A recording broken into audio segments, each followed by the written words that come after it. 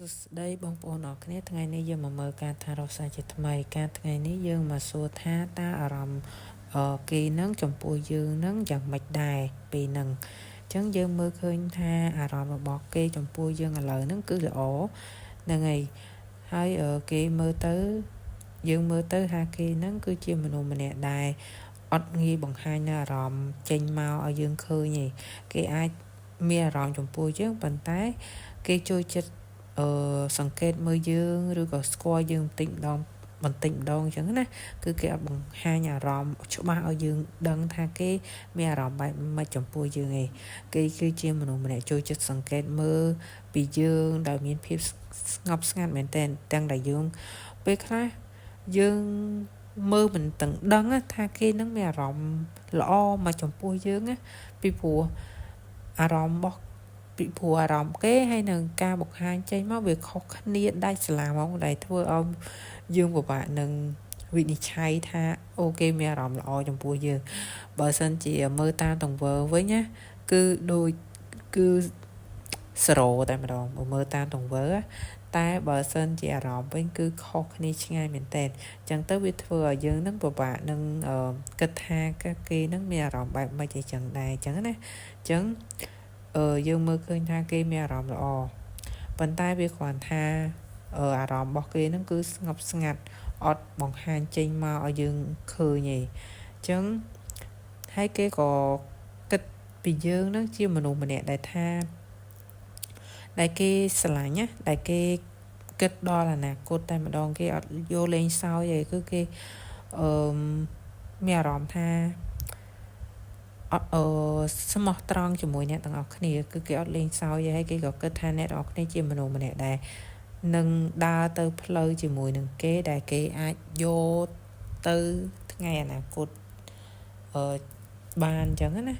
ហ្នឹងហើយយើងមើលឃើញថាដូចជាមានការតាក់ទាញខ្លាំងមែនទែននៅក្នុងចិត្តគេអាចនឹងគិតពីអ្នកទាំងអស់គ្នាច្រើនឬក៏មានអារម្មណ៍ពិសេសចំពោះអ្នកទាំងអស់គ្នាប៉ុន្តែគាត់ថាគេព្យាយាមគ្រប់គ្រងអារម្មណ៍របស់គេអញ្ចឹងណាគឺគេអត់ចង់បង្ហាញឲ្យអ្នកទាំងអស់គ្នាដឹងទាំងអស់ទេ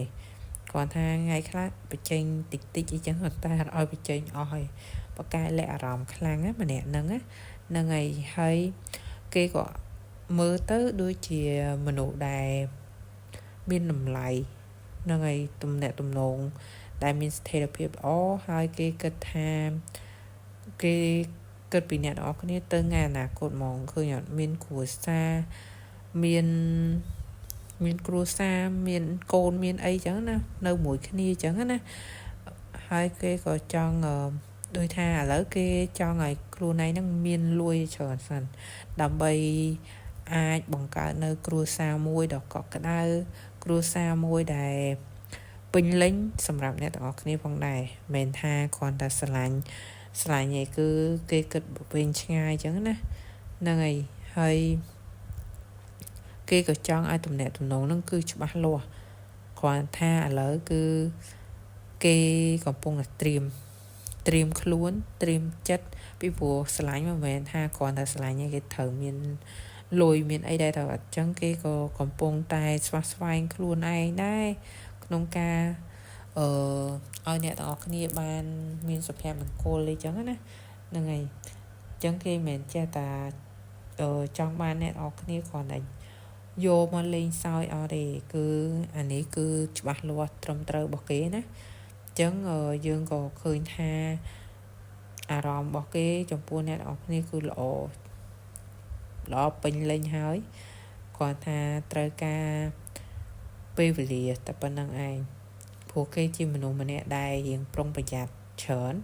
គឺគេអត់ចង់ឲ្យមានអីផ្លាំងផ្លាត់មានអីដែលធ្វើឲ្យដំណើរការហ្នឹងវាល្អាក់ល្អួលទេ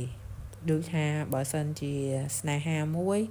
បើអត់មានលុយក៏វាពិបាកទៅមុខដែរតើអត់អញ្ចឹងគេអត់ចង់ឲ្យមានរឿងហ្នឹងកើតឡើងទេអញ្ចឹងទៅគេតែងតែគិតវិញឆ្ងាយហើយអារម្មណ៍គេហ្នឹងគឺចំពោះអ្នកទាំងអស់គ្នាគឺជ្រាលជ្រៅគឺអត់អាចផ្លាស់ប្ដូរបានទេនឹងហើយដើរទៅគឺចង់និយាយថាគេមានចិត្តគំនិតគេគឺដើរទៅមុខហើយជាមួយអ្នកទាំងអស់គ្នា គាត់ថាឥឡូវអត់ទាន់បង្ហាញខ្លាំងអីចឹងណាហើយបើអ្នកទាំងអស់គ្នាកំពុងតែរងចាំគេអីចឹងទៅគឺកុំទាន់ណាបង្ខំគេកុំទាន់ណាដាក់សម្ពាធលើគេអីចឹងណាគឺទុកពេលវេលាគេសិនទៅហើយទុកពេលវេលាគេក្នុងការគិតពិចារណាឬក៏មួយទៀតគឺទុកពេលវេលាគេឲ្យគេច្បាស់លាស់ឲ្យគេមានលុយមានកាក់អីចឹងឲ្យគេច្បាស់លាស់ពីខ្លួនឯងហ្មងណាកុំតណាបង្ខំយើងមើលឃើញថាបែបហ្នឹងហើយបើ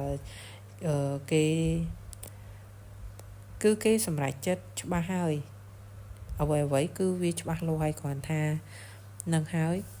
គ្រាន់ថាដូចនិយាយចឹងគឺគេត្រូវការឲ្យច្បាស់លាស់ក្នុងចិត្តរបស់គេឲ្យហិតតែច្បាស់លាស់អីចឹងណាកុំឲ្យមានការដូចថាសម្រេចចិត្តហើយមកស្ដាយក្រោយវិញអីចឹងអត់ទេចឹងអ្វីគ្រប់យ៉ាងដែលគេធ្វើគឺគេត្រូវតែឲ្យច្បាស់លាស់ពីព្រោះយើងមើលឃើញថាគេជាមនុស្សម្នាក់ដែរស្វាហាប់ហើយជាមនុស្សធ្វើអីគឺច្បាស់លាស់អត់ចង់ឲ្យមានភាពស្ដាយក្រោយឬក៏អត់ចង់ឲ្យមានរឿងរអាក់រអួលអីទេចឹងលើការស្ដាប់ការក៏យើងមើលឃើញថាគឺគេកំពុងតែព្យាយាមច្រើនព្យាយាមខ្លាំងព្យាយាមខ្លាំងមែនតើសម្រាប់អ្នកទាំងអស់គ្នាដើម្បីបានអ្នកទាំងអស់គ្នាដើម្បីឲ្យពេលបានអ្នកទាំងអស់គ្នាមានគ្រួសារពេញលេញអីចឹងណាគឺគេព្យាយាមខ្លាំងមែនតើពេលការព្យាយាមរបស់គេហ្នឹងគឺនឹងទទួលបានភាពរីករាយមានការអបអរសាទរអាចនឹងមានកម្មវិធីជួបជុំឬកម្មវិធីដែលគ្រួសារអ្នកនរគ្នានឹងគេហ្នឹងគឺមានការជួបជុំគ្នានឹងឲ្យមានការសប្បាយស៊ីផឹកអីចឹងទៅរាំរែកច្រៀងរាំអីចឹងទៅមានបន្ទាប់ពីគេធ្វើឲ្យខ្លួនឯងហ្នឹងតស៊ូពីមុនតស៊ូដើម្បីបានអ្នកទាំងគ្នាហ្នឹងហើយពីព្រោះវាមាន ten of van នៅខាងបាធូចឹងយើងមើលឃើញថាគេតស៊ូខ្លាំងណាស់សម្រាប់អ្នកទាំងគ្នាហើយការតស៊ូរបស់គេហ្នឹងនឹងត្រឡប់មកហៅអ្នកទាំងគ្នាវិញជាមួយនឹងភាពជោគជ័យភាពសប្បាយរីករាយគ្រួសារមានសុភមង្គលមានទាំងលុយមានទាំងសុភមង្គលហ្នឹងហើយភាពរីករាយក្នុងគ្រួសារអញ្ចឹងណាអញ្ចឹងចុងចប់នៃស្នេហានៃការគិតរបស់គេហ្នឹងគឺដើម្បីឲ្យអ្នកនរគ្នាទទួលបានរឿងល្អឥតខ្ចោះបែបហ្នឹងទាំងលុយកាក់ទាំងកិត្តិយសទាំងមុខមាត់ទាំងមានសុភមង្គលហ្នឹងហើយយើងមើលឃើញថាគេធាតុភ្លើងផងដែរ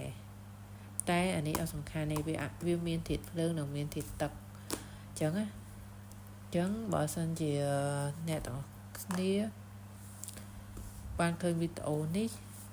អ្នកទាំងគ្នាអាចគេអ្នកដែលអ្នកទាំងគ្នាគិតដល់ហ្នឹងគេអាចនឹងមានអារម្មណ៍បែបហ្នឹងអញ្ចឹងចំពោះអ្នកទាំងគ្នាតែអ្នកទាំងគ្នាក៏ដឹងពីគេខ្លះដែរសម្រាប់អ្នកទាំងគ្នាដឹងតែប៉ុន្តែគ្រាន់ថាវាអត់សូវជាច្បាស់លាស់នឹងឯងដូចជារៀងស្ពេចស្ពល់ដូចខ្ញុំនិយាយចឹងពីព្រោះមនុស្សគេជាមនុស្សលាក់អារម្មណ៍ខ្លាំងហ្មងអត់មានងាយបញ្ចេញឲ្យណាគេដឹងងាយបើសិនជាគេចង់លាក់គឺគេលាក់ចិត្តឆឹងហ្មងបើសិនគេចង់លាក់បើសិនគេចង់បង្ហាញវិញគឺគេនឹងបង្ហាញឲ្យឃើញច្បាស់ហ្មងហើយបើសិនគេសម្រេចចិត្តធ្វើអីមួយឬក៏សម្រេចចិត្តថាធ្វើអាហ្នឹងហើយគឺគេនឹងច្បាស់លាស់ជាមួយរឿងទាំងអស់ហ្នឹងហ្មងគឺគេអត់លេងសើចទេអញ្ចឹងយើងមើលឃើញថាស្រាប់មានតែប៉ុណ្្នឹងឯងអញ្ចឹងបើសិនជាបងប្អូនចង់ដឹងពីអ្វីទៀតចង់មើលពីអ្វីអាច comment នៅក្នុងវីដេអូនេះបានណា